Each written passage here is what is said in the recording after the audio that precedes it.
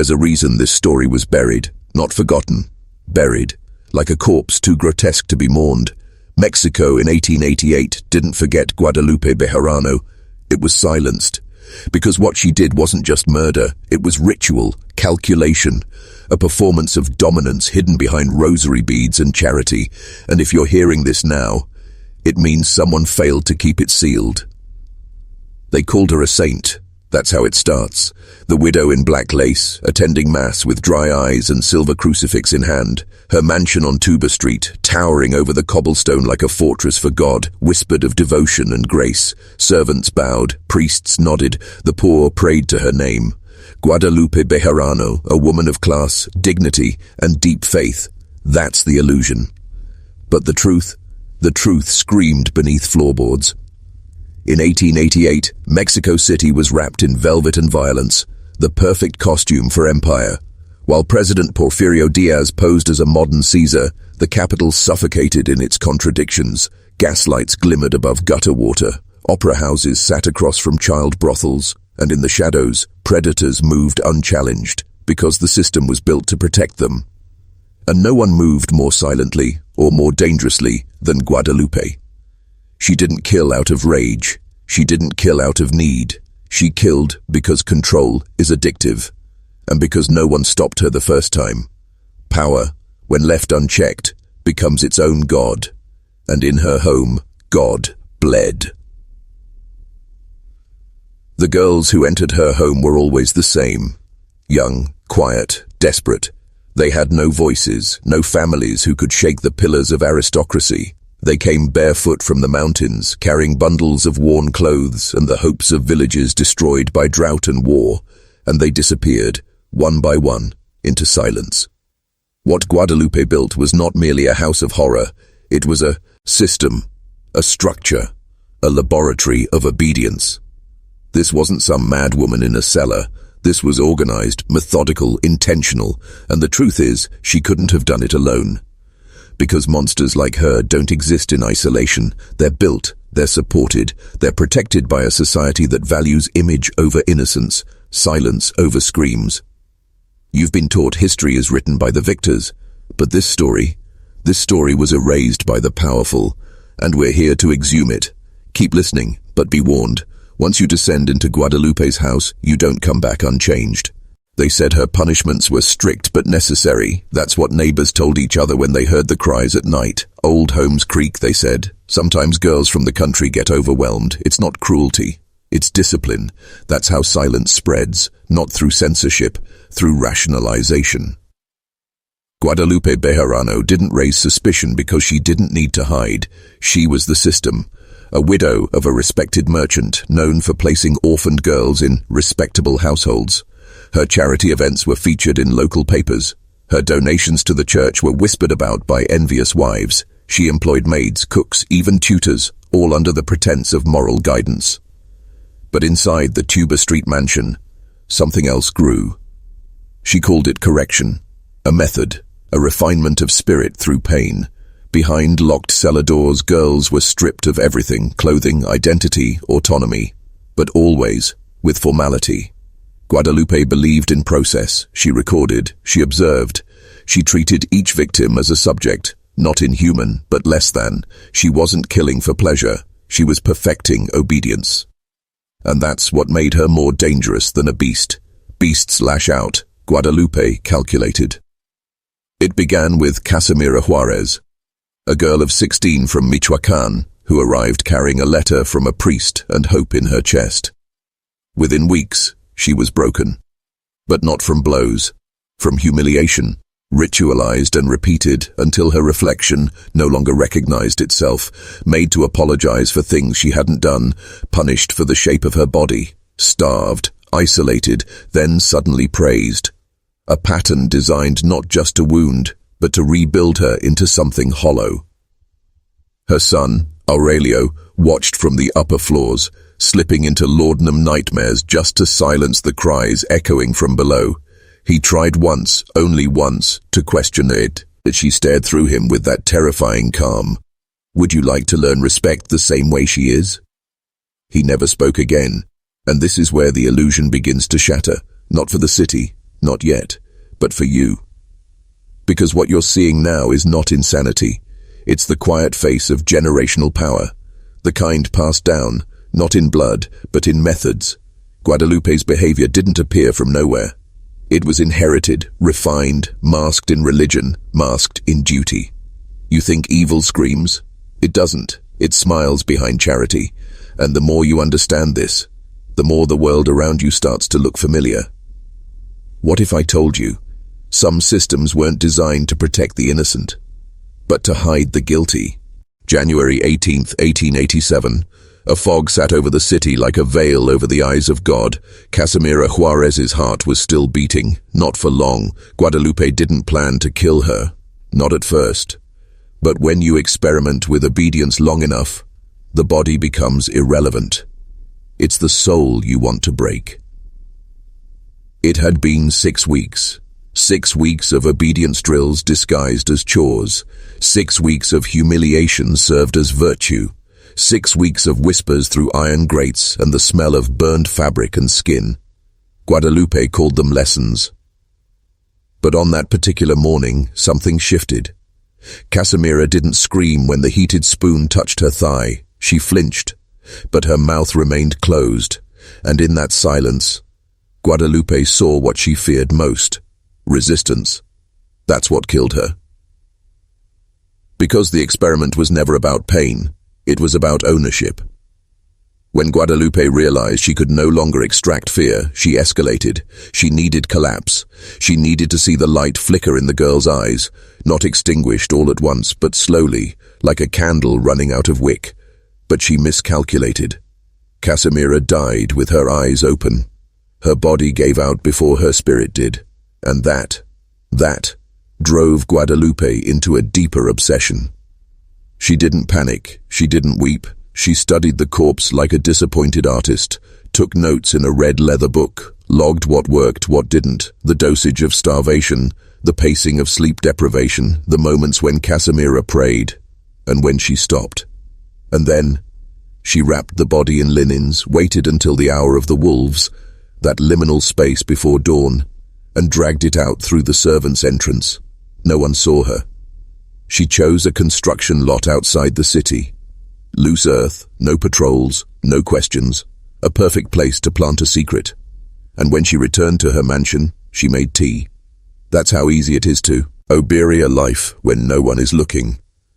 The city woke up none the wiser. Church bells rang, merchants shouted over market stalls, priests delivered homilies on compassion, and somewhere below all that, the first seed of a dark harvest rotted in the soil. But this wasn't the end. For Guadalupe, it was a beginning, because the act itself changed her, not out of guilt, but clarity. She realized something that morning. There are no consequences when you hold the right mask, and in a world where the poor are invisible, all you need to become a god is a locked door and the silence of those too weak to question you. The dead don't speak, but Guadalupe made sure the living didn't either. After Casimira, the killings didn't pause, they evolved. You see, anyone can commit violence, but only the powerful can turn violence into a ritual and still be praised for it. The next girl arrived 2 weeks later. Her name was Luisa Pedraza, aged 13. She had been orphaned during the droughts that swept the Central Plains. A local priest, unaware of Casimira's fate, personally escorted her to Guadalupe's doorstep, believing, as many did, that the widow Bejarano was a savior of the dispossessed. She welcomed Luisa with a warm shawl and a quiet prayer. She fed her soup, gave her rosary beads. She called it intake. From the outside, it looked like charity. Inside, it was psychological warfare, but softened by ritual. Guadalupe understood that for abuse to last, it must first feel like structure. The girls were not beaten in rage. They were corrected, not caged, but disciplined, not silenced, purified. She created rules, a schedule, morning prayers, posture drills, silent meals. She wore the garments of a nun, black veil, silver cross, and whispered scripture before punishments. To question her methods was to question the will of God, and the church, already grateful for her funding, never interfered. That's the horror of it. Her violence was wrapped in holiness. She donated to orphanages, hosted luncheons with bishops, sponsored catechism classes. She even received an honorary blessing from the archdiocese for her devotion to Mexico's forgotten daughters, and all the while those daughters were disappearing. But here's what's worse. No one reported them missing. These girls had no papers, no last names anyone remembered. They arrived as ghosts and left as nothing. The few servants who suspected something dared not speak. One of them, a cook named Petrona, confided in a neighbor once. Said she heard scratching sounds from beneath the cellar every night. The next morning, she was dismissed. A week later, the neighbor found her floating in the canal, her tongue removed. The message was clear: speak, and you vanish. This wasn't just murder anymore. It was method, hierarchy, institutionalized disappearance. Guadalupe Bejarano wasn't a monster hiding from society. She was society. Its reflection sharpened into a knife, and she had discovered the most terrifying truth of all. If you commit atrocities with enough grace and scripture, people will thank you for it. Some killers hide what they do, others document it, not out of guilt, but pride. For Guadalupe, death was not chaos, it was order. And in the back drawer of her writing desk, behind old church receipts and letters from bishops, there lived a black leather ledger that catalogued every one of her sins, in perfect clerical handwriting. The book was small, bound in lambskin, locked with a brass clasp. Inside, rows of names, many incomplete, first names only, ages, origins, next to them, strange notations. CJ, 16, Maestre LP, 13, no kin, Curacent, MV, 15, refused regimen, removed. At first glance, it read like a roster, but to investigators, years later, it became a blueprint for systemic killing. Each entry was followed by 3 symbols: a cross for those who completed correction, a circle for those who were dismissed, and a dash for those who disappeared mid-process.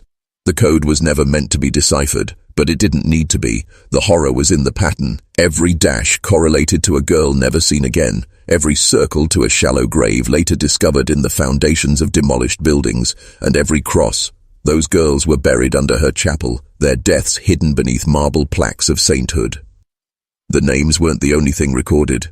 Each girl had a number, not a date, not a page, a trial number, as if they were part of a grotesque experiment. The pages contained notes on behavior, reactions to punishment, physical endurance, even the rate at which each subject resisted emotional collapse. This wasn't just abuse, it was clinical, it was deliberate, it was repeatable. What terrifies historians isn't how much she recorded, but how precise it all was. There were footnotes, measurements, notations like, subject displayed residual moral resistance after day 4 fasting, solution, isolation, plus, repetition of Psalm 51, subject attempted escape, ligature correction initiated, final stage advanced prematurely, subject compliant after exposure to previous result. Note, fear effective when visible, visible. That word repeated again and again in her notes. Guadalupe wanted the other girls to see the punishment, to learn by witnessing, to understand that suffering was not just consequence, it was instruction, and behind it all, not rage, not madness, order. Every system has a record, every tyrant keeps receipts, and this was hers, written in calligraphy and God's name. The real question isn't why she did it, it's why no one stopped her. There's a kind of silence that's worse than a scream, the kind that seeps into a room and makes your body go still before your mind understands why. Father Mateo Ruiz knew that silence, and it nearly killed him. He wasn't a detective, he wasn't brave. He was just a young priest sent by the archdiocese to review receipts. There had been whispers, not of violence but of improper accounting. Nothing criminal, nothing anyone cared deeply about. But to keep appearances clean, the church dispatched a man they thought too soft to dig too deep. They underestimated him. Father Mateo arrived on a Tuesday. Guadalupe welcomed him like a queen. Tea, incense, choir music softly echoing from a gramophone in the drawing room. The girls who served him wore stiff uniforms and fake smiles. Their eyes, however, said everything. He noticed that they flinched whenever Guadalupe moved too quickly, that they glanced toward the cellar door, then away, that one girl, while pouring water, dropped the pitcher and froze in terror, expecting punishment. Guadalupe only smiled. "We believe in grace here, Father. Girls like these come from chaos. What they need is correction through love." But the cellar was locked, and the books she handed over were pristine, too pristine. He asked to see the servants' quarters. She agreed, but only after having them prepared. The rooms were immaculate, no signs of wear, no personal items. That night, he couldn't sleep. The mansion felt wrong, too quiet for a place that large, too clean for a place that lived. And then, just past midnight, he heard it. A knocking, not loud, not angry, rhythmic, from below. 3 soft knocks, a pause, then 3 more, like a code. He followed the sound barefoot through the hall, past the grand staircase, toward the rear of the house, to the cellar door. It was locked. But the key, Stran's, Gelly, hung nearby. He opened it. The air that hit him was wet, sour, like rust and old prayers. The stone steps led into darkness. As he descended, the knocking stopped. But something else began, whimpering, soft, low, and human. When he reached the bottom, his candle flickered out. The last thing he heard before scrambling back up the stairs, breath short, heart hammering, was a whisper in the dark. "Please, don't leave." He left. Not just the house, the city. Within a week, he'd requested reassignment to Sonora. No explanation, no protest. He never spoke of what he saw. Only once, on his deathbed decades later, did he whisper to another priest. She was the devil's archivist. The girls were the ink, and we let her write whatever she wanted. The church sealed his notes, buried his warnings. After all, no crime had been committed, at least not on paper, and Guadalupe, she simply resumed her work, because monsters don't disappear when spotted. They adapt. Every ritual needs a witness, every execution a scribe, and every empire of cruelty a legacy. For Guadalupe, that legacy was her son, Aurelio, addicted, shattered, and soon complicit. Aurelio Bejarano was 22 when the whispers began. Fragile, soft-spoken, with a face too pale for a city so hot. He rarely left the house, not because he wasn't allowed, but because he didn't want to. He preferred the third-floor study, velvet curtains drawn, morphine dissolved in brandy, the music of Chopin blurring the screams that bled through the floorboards.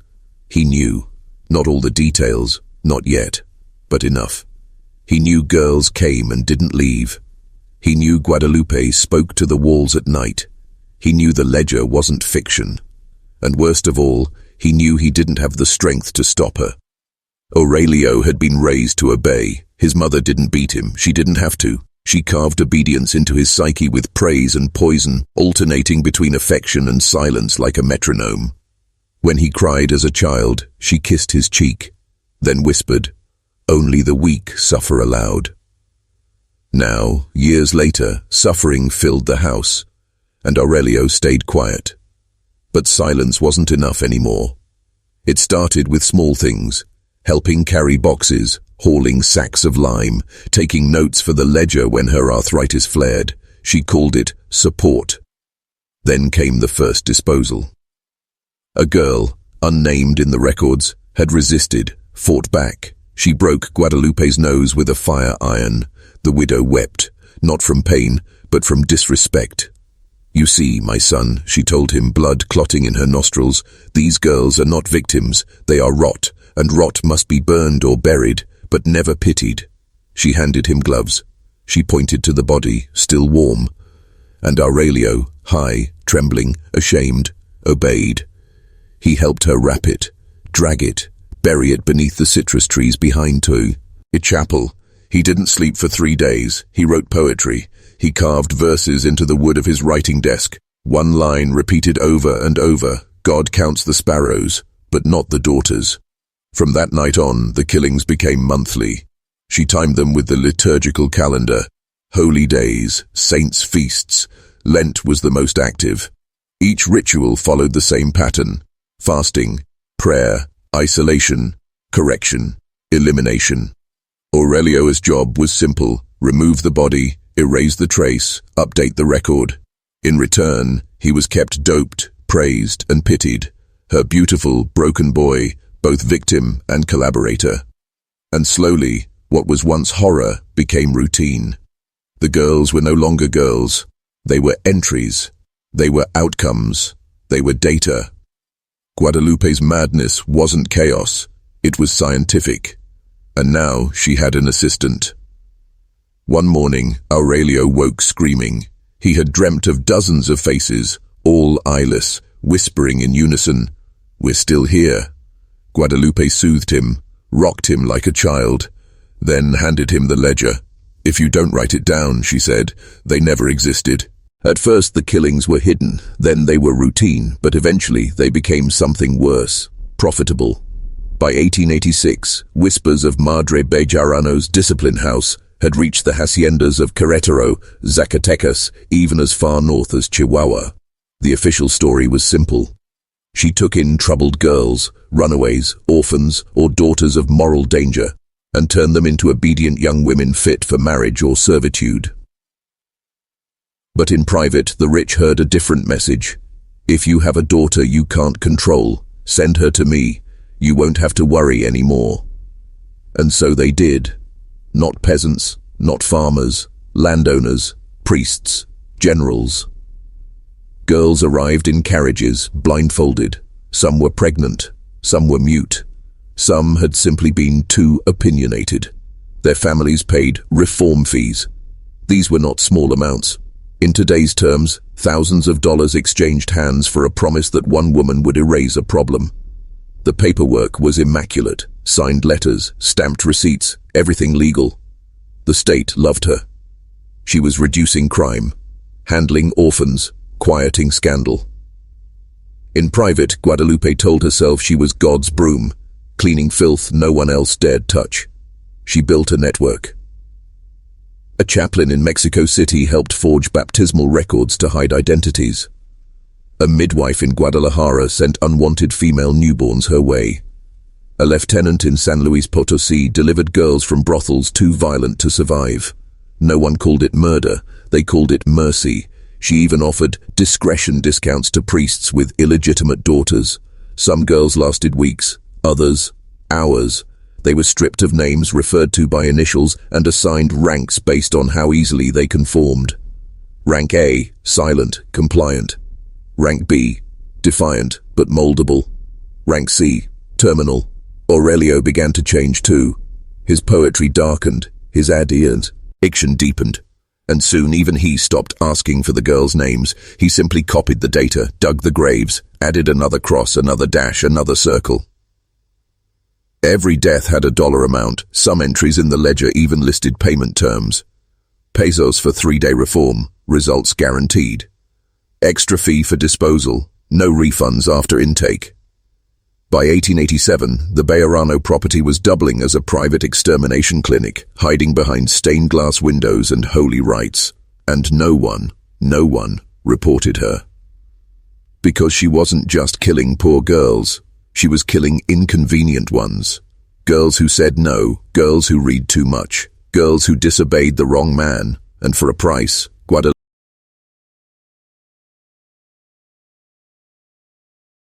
You can kill a body, you can bury a name, but if you leave a single witness, a single girl who crawled out of the dark, the whole house of horrors begins to crack. Her name was Marisol Cardeña, age 17, daughter of a land surveyor, educated, literate, defiant. She had refused to marry a 41-year-old cattle baron twice her age, arranged by her father. After her third attempt to escape, he sent her to Guadalupe's house with one instruction: fix her, or don't return her. Marisol knew what kind of place it was before she arrived, but she didn't scream, she didn't fight. She watched. For 8 days she played the role, folded linens, bowed her head, said the prayers. Guadalupe praised her, calling her ripe for redemption. Aurelio was assigned to evaluate her compliance. He asked her questions, read her entries from the Book of Psalms, administered laudanum-laced tea. She drank only half, and never swallowed the pills. By day 5, she had mapped the house in her head. 3 floors, 2 exits. 1 iron key Guadalupe kept beneath her rosary cabinet. She memorized the guards' movements, the creak patterns of the steps, the days when deliveries arrived and doors were unlocked. She also saw the other girls, thin, silent, eyes hollow. One mouthed the words, "You're next." On the 9th night, Marisol was led to the basement. Guadalupe greeted her barefoot, dressed in mourning black, murmuring Latin. She placed a blindfold on Marisol's eyes and whispered, "Tonight, your will dies." But when Guadalupe turned to retrieve her tools, Marisol struck. She lunged blindly, tore off her blindfold, smashed a nearby lamp, and the room ignited. Flames licked the curtains, the rug, the robes. Guadalupe screamed, clawing at her face. Aurelio rushed down the steps, confused, high and reeking of gin. Marisol ran, past him, up the stairs, through the chapel, and in, to the orchard. She knew she couldn't outrun them on foot, so she hid. For 2 days she lived in the citrus groves, drinking rainwater and surviving on raw fruit. Guadalupe's workers searched but didn't call the police. Too many questions, too many graves. On the 3rd night, Marisol slipped into town under cover of darkness. She found a priest. Not just any priest, but Father Mateo Ruiz, the same one who had visited years earlier, and fled. He saw her condition, bruised, burned, barefoot, and finally spoke. He brought her to the Sisters of the Sacred Wound, a secretive order known for protecting battered women. They gave her refuge, and then they gave her a voice. Her story spread like a disease. At first, no one believed it. Then, 2 other survivors emerged. Then a midwife confessed. Then a ledger page surfaced. The investigation began. But Guadalupe wasn't caught. Not yet. Because by the time the authorities arrived, she was gone. Guadalupe Bejarano didn't go quietly. Evil like hers never dies in a courtroom. It adapts, evolves, migrates. When federal investigators reached the Bejarano estate in early 1888, they found it abandoned. The chapel was gutted, the ledgers were gone, and the orchard smelled of lye. But the earth gave up her secrets.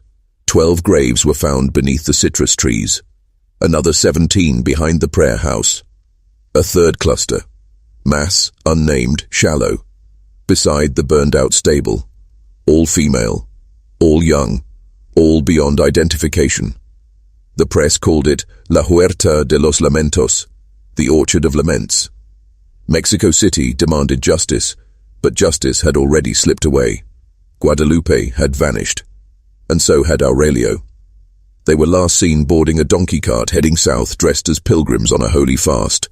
The driver later told authorities she never blinked, not once. She just kept saying the rosary. A nationwide warrant was issued. Her photo was printed in gazettes, black veil, dead eyes, bone-thin lips. But Mexico was vast. The wilds of Oaxaca, the highlands of Chiapas, the jungles of Veracruz. She could have been anywhere, or worse, she could have been everywhere. Because over the next 6 months, girls kept disappearing, not in cities, in villages. A baker's daughter in Atlixco, a deaf orphan in Salina Cruz, a priest's niece in Juchitán. Each story different, each body never found. Rumors spread of a traveling healer woman offering corrections to parents who complained of difficult daughters. "She looks like a nun," said one witness. "She speaks to the wind," said another. "She asks for no money, only silence." In one village, a wooden box was found beneath a bridge. Inside, a braid of human hair and a page from the book of Jeremiah scorched at the edges. In another, a girl claimed she escaped a dark wagon filled with crosses. Some dismissed the tales as mass hysteria, fueled by newspapers, fear, and old-world superstition. But lawmen knew better. Too many details matched. Too many girls were the same type, rebellious, abandoned, inconvenient. And always, before each disappearance, someone recalled a woman with a limp, offering prayers for wayward souls. The myth was growing. Folk songs began to include her name, La Dama del Dolor, the Lady of Pain. Her face was carved into dolls to scare children into obedience. In whispered corners, people said she was blessed, not cursed, chosen by God to purify the wicked. And those who knew the truth, they stayed quiet. Because deep down, Mexico was grateful. Grateful someone else was doing the unthinkable. They thought they were chasing a murderer. They didn't know they were stepping into a church, built on bones. The man assigned to track her down was Inspector Elias Zamora, 42, a decorated officer with a reputation for finding people who didn't want to be found. He'd brought down kidnappers in Michoacan, blackmailers in Durango, and even exposed a human trafficking ring inside the Mexican military. But when he read the Bejarano file, he paused. Not because of the bodies, but because of the silence around them. No political backlash, no public trial, no death warrant. Just missing girls, and a government that preferred not to dig too deep. Still, Elias took the case, quietly, off the record. He traced the wagon's route south, using fragments of witness statements, rumors, coded letters. And one day in the highlands of Chiapas, a farmer pointed toward a craggy hilltop and said, "Las Hermanas del Silencio," the Sisters of Silence, a mountain convent, unreachable by cart, hidden behind fog, thorned groves, and superstition. They took no visitors. They allowed no men past the gate. They were known only for their hymns and their funerals. Elias posed as a grieving widower seeking penance. He climbed the path barefoot, as was custom, and arrived at dusk, shivering, bruised, and whispering prayers. The gates opened. He was allowed inside. No one asked his name. No one checked his papers. He was offered a robe, a bed, and warm tea. He accepted 2 of the 3. That night, as the wind howled outside and chants echoed through the stone walls, Elias crept from his cell. The hallways were lined with crucifixes, but beneath them, numbers, Roman numerals, some carved fresh, others faded. He reached the chapel. No candles, just shadows. And there she was, Guadalupe Bejarano, not dead, not hiding, leading a midnight mass. Her eyes were sunken, her skin translucent, but her voice was intact, chanting in Latin, as 12 veiled women knelt before her. Elias stood frozen, hidden behind a pillar. Then he saw it. The altar. Beneath it, bones. Not relics, not saints. Skulls, dozens, arranged in a circle, each marked with a date and a number, a twisted cathedral of her victims. But here, she wasn't a criminal. She was a mother, a prophet, a savior of the lost. One nun whispered to another, "She cleans the rot from God's garden." Elias slipped out unnoticed. He didn't sleep. By morning, he had made his decision. He descended the mountain, returned to Mexico City, and submitted nothing. No report, no photos, no warning. Because even a hardened inspector understood, some evil isn't stopped. It survived. By 1890, Guadalupe Bejarano was no longer just a name in criminal ledgers. She had become a belief system.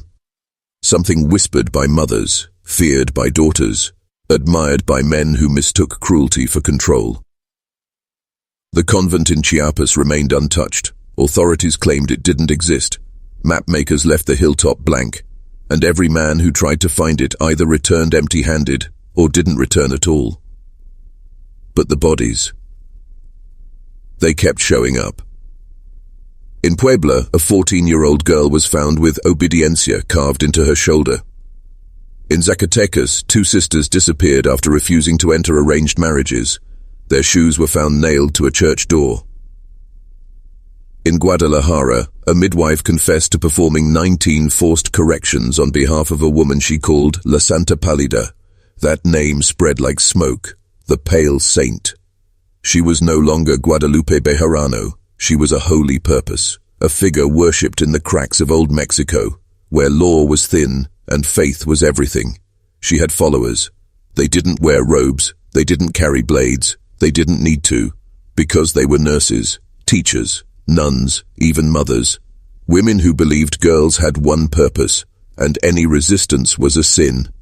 These were the Discípulas del Fuego, disciples of the flame. No formal group, no known leader, just a scattered order of women who claimed to hear her voice in prayer and acted on her behalf. One survivor remembered her captor whispering, "You were lost. We brought you back." A merchant in Oaxaca claimed he overheard two women discussing how the pale saint doesn't want blood, only order. And yet, there was always blood. Always a girl. Always a secret burial. Always a scripture verse scrawled nearby. The pattern became impossible to ignore. And so, in 1892, the Mexican government banned all mention of Guadalupe Bejarano in print. Anyone distributing pamphlets, songs, or rumors could be fined, imprisoned, or exiled. But myths don't die in silence. They grow.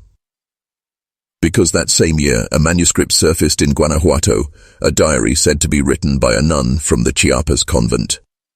It detailed 38 transfigurations, a code for executions, each signed with the initials GB, each ending with the same phrase, "Another wild one returned to the garden." No one knows who published it, but within weeks copies were everywhere, hidden in hymnals, etched in bathroom stalls, whispered by candlelight. And now, Guadalupe didn't have to kill anymore. Others were doing it for her. In 1895, a case gripped the nation, not because of the crime, but because of the defense. Her name was Sister Pilar Eugenia, a former novice from the Santa Maria de la Luz seminary, arrested in Querétaro for the disappearance of a 12-year-old girl under her care.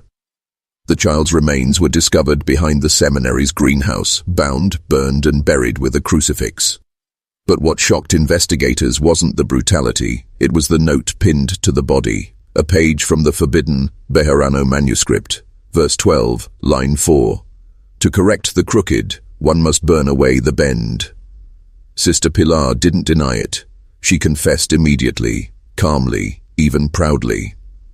"I did it," she told the court, "because she had the mark of rebellion, because the pale saint asked it of me, because correction is not cruelty. It is love purified by flame." She was charged with murder, heresy, and the spread of subversive ideology. But what followed was not a trial. It was a sermon.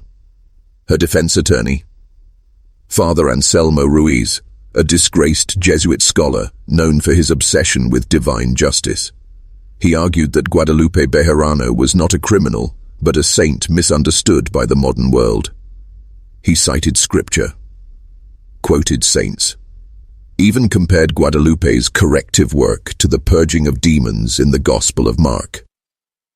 The girl was possessed, he said in open court, and Sister Pilar was only the instrument. Guadalupe gave her the courage. The girl was saved. Her soul returned clean. Witnesses gasped. One juror wept. Another fainted. Outside the courthouse, things were worse. People began gathering in support of Sister Pilar. Not hundreds, thousands. Mothers, widows, nuns, wearing black veils, chanting verses from the Bejarano manuscript, holding dolls with their eyes sewn shut.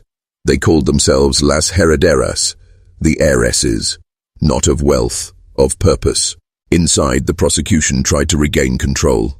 They brought in psychiatrists. They showed autopsy photos.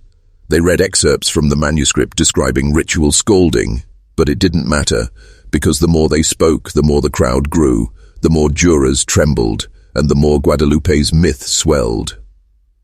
In the end, the jury was deadlocked. After 7 days, the court declared a mistrial. Sister Pilar was returned to custody, but weeks later she vanished from her cell. The only thing left behind, a scorch mark on the stone floor, and a single line written in soot, "I am not the flame, I am the match." The mistrial of Sister Pilar in 1895 was supposed to be a judicial anomaly, an embarrassment swept under the rug. Instead, it triggered a national crisis. Across rural towns and hidden parishes, women began confessing to crimes previously dismissed as unsolved. In Veracruz, 3 teachers admitted to drowning a student who resisted purity. In Chihuahua, a hospice worker revealed a private burial site containing 9 girls, each one named in the Bejarano manuscript's list of the disobedient. In Merida, a former nun turned herself in with no remorse, declaring, "We didn't murder, we harvested." The government could no longer claim ignorance, so they responded the only way they knew how: erasure. In early 1896, under direct orders from President Porfirio Diaz, the Operación Santa Cruz was launched, a secret initiative to eliminate the Bejarano cult and all traces of her legacy. The operation had 3 phases: confiscate and destroy all known copies of the Bejarano manuscript. Libraries were raided, personal diaries burned, print shops threatened, target and disband any female-led religious group unaffiliated with state-approved churches. Hundreds of convents were shut down, dozens were razed. Capture or kill the herederas, anyone suspected of spreading Guadalupe's teachings, including midwives, caretakers and educators, was detained or executed. The operation was ruthless, but it failed. Horribly, because the herederas weren't organized like a militia. They were a belief, an idea, a plague that had already spread into the bones of the culture. Every time a convent was burned, 10 more women whispered her name in secret. Every time a manuscript was destroyed, someone painted verses on cemetery walls. Every time an arrest was made, a prayer circle formed in defiance, and in the chaos, disappearances spiked. Young girls vanished from trains, schools, orphanages, and the government couldn't prove if it was rebels or followers carrying it out. By mid-1897, the country was fractured. Half believed Guadalupe was a demon. Half believed she was a saint, and buried deep in the Sierra Madre Mountains, a woman in white stood before a circle of 12. Older now, slower, but still alive, still preaching, still writing. "We are not done," she said, "until the world is silent." In 1901, during a routine renovation of a crumbling Jesuit retreat outside Morelia, construction workers made a discovery. Behind a false wall in the chapel, sealed with wax and bone dust, they found a blackwood chest, bound in rusted chains. Inside, 4 water-damaged journals, bundles of correspondence, and a small hand-carved effigy of a girl burning at the stake, her mouth sewn shut. The documents were authenticated by 3 historians, and the handwriting, a perfect match to the 1884 convent ledger. It was Guadalupe. These were her final letters. They were never sent, never seen, never meant to be found, until now. The first letter was addressed to the one who will inherit the fire. It begins, "If you are reading this, then the world has failed again. The garden remains defiled, the vines wild, the daughters untamed. And you are the knife I never got to use." In the second journal, she outlines her doctrine. She believed the world was descending into chaos because women had forgotten obedience, not just to God, but to structure. She viewed the female will as a disease. "Girls are born clean," she wrote, "but by 10, the rot begins. They question, they desire, they look men in the eye. I was sent to scrape the infection before it spread." She divided girls into 3 categories: the unaware, to be shaped; the rebellious, to be punished; the damned, to be removed. She kept a ledger of corrections carried out by herself and her angels. The final tally, 97 souls. A list that included names, dates, and methods, some crossed out, others underlined in red. At the bottom of one page, a tiny handprint drawn in ink, labeled simply, "God's work." But the most terrifying discovery was her prophecy. One letter, sealed separately, warned, "I was only the beginning. If the garden is not cleansed, they will come after me. Women, more quiet, more clever, more beautiful. They will not kill for purity, they will kill for pleasure, and they will smile when they do it." She ends with a warning to the authorities: "Erase me, and I become your shadow. Burn me, and I become your wind. Forget me, and I become your daughter." By 1903, Operación Santa Cruz had officially been shuttered, its goals unmet, its agents scattered. But that year, a new wave of reports emerged, this time not about disappearances, but reappearances. Girls who had been declared missing years ago began to return.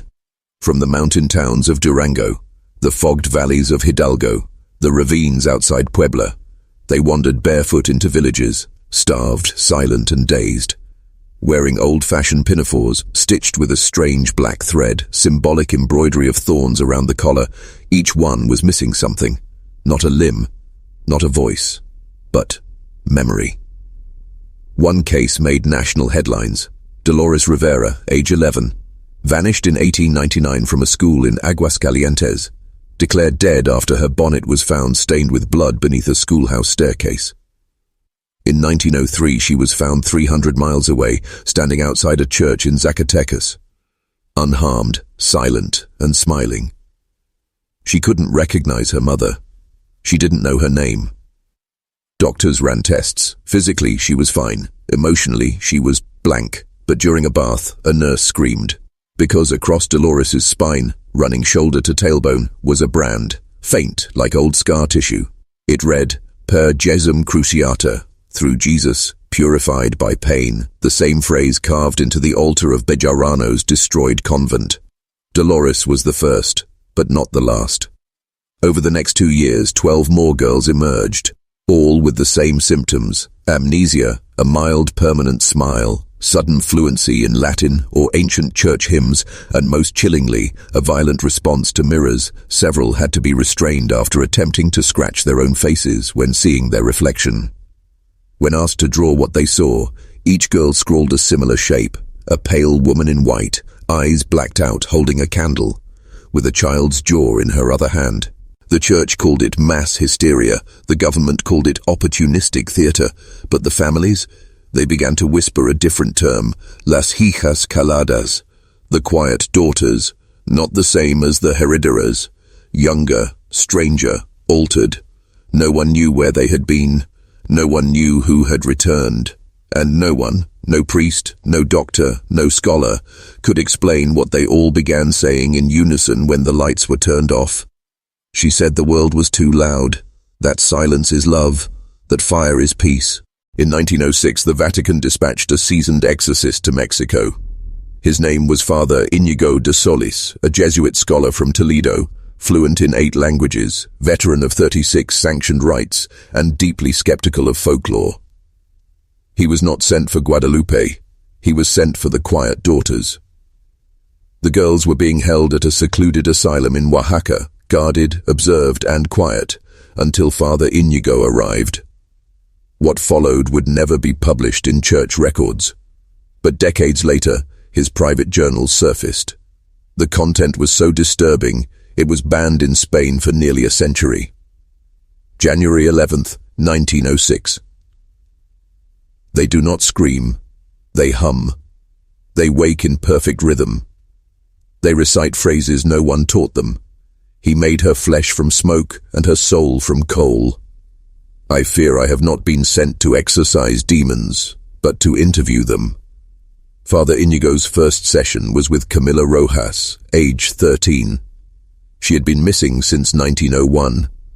When shown a crucifix, she smiled and said, "He died to stop women like her, but too late. She was already planting." When asked who she was, Camila blinked slowly and replied, "She braided the hair of the lamb before the knife." By the 5th session, the priest wrote, "Each girl knows what the others have said, though they are never in the same room." They finish each other's phrases. They chant Latin prayers in reverse. One girl whispered in Nahuatl, a language she had no exposure to, describing a burning convent buried in flowers. They believe the fire is not punishment, but birth. On the 7th day, Father Íñigo fasted. He isolated himself. He begged God to grant him clarity. That night, according to his journal, he awoke to a presence, not a vision, a conversation. She stood at the foot of my bed, veiled, hands clasped, eyes like burned pages. She spoke without sound, and I understood without words. The journal entry is fragment, Ed. But one phrase is circled in red ink, over and over, in trembling script: "The second garden has been chosen." 2 days later, Father Íñigo attempted to seal the ward doors with lamb's blood. He claimed the girls were not possessed by demons, but by prophecy. He was dismissed, silenced, transferred to Portugal for psychological recovery. But before he left Mexico, he made one final entry. "We thought Guadalupe Bejarano was a woman. We were wrong. She is a story, told in fire, and the more you try to silence it, the more it takes your daughters' mouths to keep speaking." In 1974, a researcher from the Universidad Nacional Autónoma de Mexico, Dr. Ileana Borda, launched an obscure psychology study in 4 rural communities: San Luis Potosí, Michoacán, Veracruz, Oaxaca. The study's goal: to track recurring dream imagery in isolated female populations with shared Catholic upbringings. The method: group hypnosis sessions, guided visual recall, dream transcription under sedation. What she found was not expected. Across 213 women, ages 7 to 67, nearly 41% reported a shared dream figure, though they had never met each other. A woman in black, face blurred, feet bare, carrying a candle that dripped blood instead of wax. They called her La Nodriza del Silencio, the wet nurse of silence in the dreams. She appeared in chapels, abandoned schoolhouses, or deep wells. Sometimes she whispered, sometimes she sang, always the same song: "Almas frías, vengan ya, de su lengua brota paz." Cold souls, come now. From her tongue, peace flows. None of the women had heard the phrase before, but it matched a line found in Bejarano's second hidden journal, discovered in 1901 and long since buried in church archives. Dr. Borda's notes became more urgent in tone as the sessions progressed. One girl, aged 9, claimed, "She taught me how to tie knots, not for sewing, for silence." Another, a 63-year-old former nun, recited in perfect Latin, "She wears the jawbone of Eve around her neck, and she waits for the last daughter to speak." None of the subjects had access to Latin instruction, and none had ever heard of Guadalupe Bejarano. In 1976, Dr. Borda was scheduled to present her findings in Madrid. She never arrived. Her last known communication was a telegram to her sister. "They aren't dreams. They're invitations." Her apartment was found in perfect condition, except for her research box. Gone. Only one item remained: a piece of chill. Dren's embroidery framed on the wall, 6 stitches across the bottom, written in red thread: "Yo no dormí. Yo escuché." I didn't sleep. I listened. It started in 1992. A customs officer in Alberta, Canada, flagged a suspicious package, mailed from Chiapas, Mexico. Inside, a hand-stitched garment wrapped in wax paper. A child's dress, threaded entirely in human hair. On the inner lining, 3 words were sewn in a perfect circle: "La última en gritar," the last one to scream. Interpol opened a case. But when the contents were traced to a defunct return address, a rural monastery long since abandoned, the trail went cold. Until it happened again.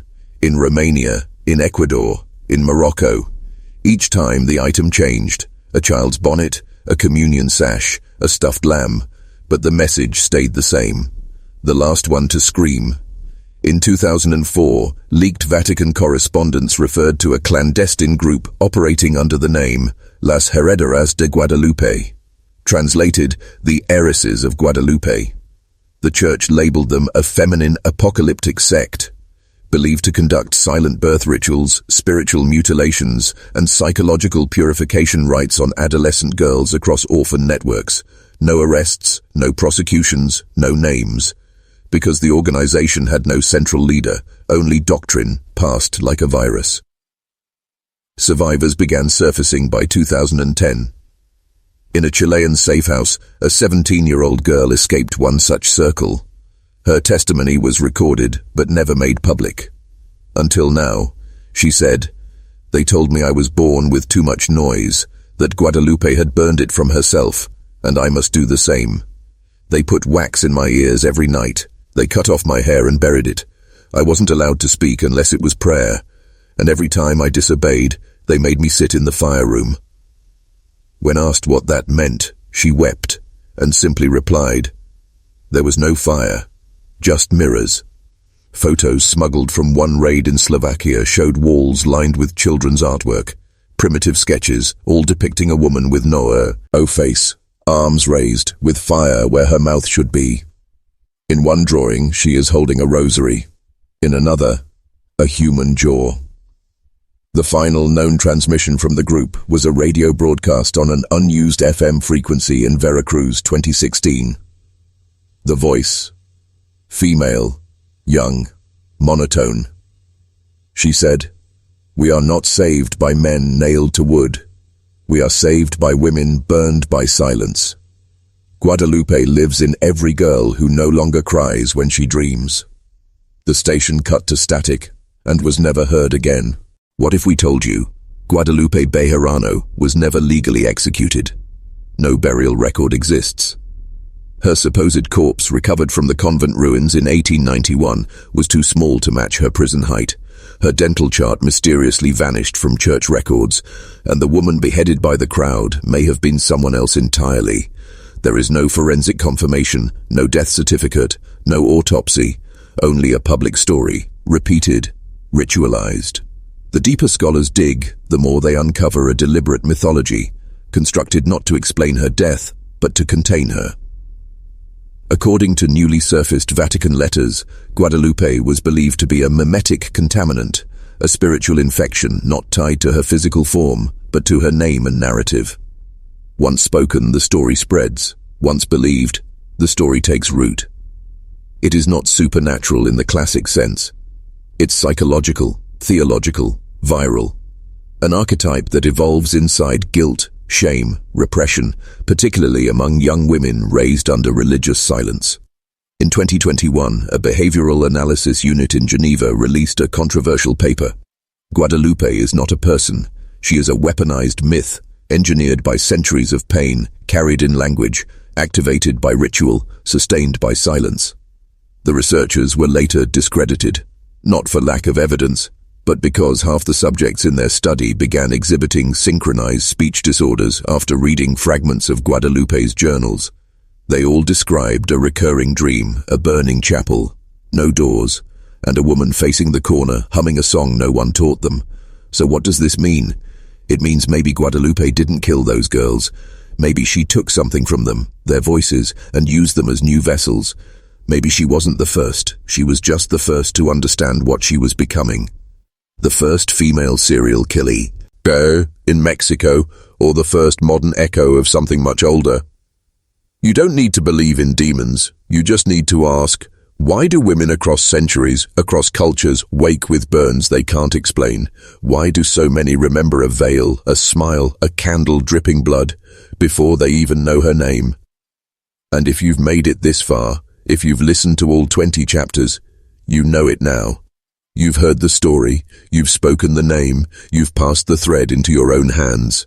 So tonight, before you sleep, just remember, she never died, she divided, and some stories don't wait to be told again. They tell you,